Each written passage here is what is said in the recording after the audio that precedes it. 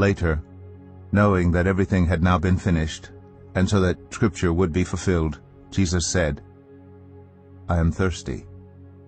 A jar of wine vinegar was there, so they soaked a sponge in it, put the sponge on a stalk of the hyssop plant, and lifted it to Jesus' lips. When he had received the drink, Jesus said, "It is finished." With that he bowed his head and gave up his spirit.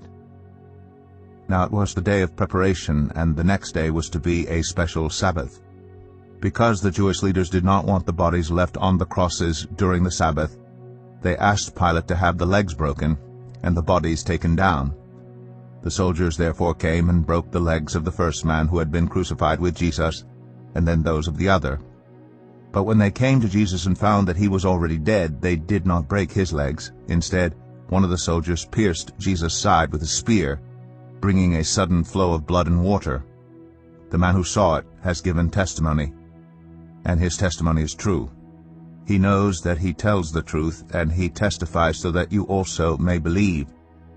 These things happened so that the Scripture would be fulfilled. Not one of his bones will be broken. And as another Scripture says, they will look on the one they have pierced. Later, Joseph of Arimathea asked Pilate for the body of Jesus.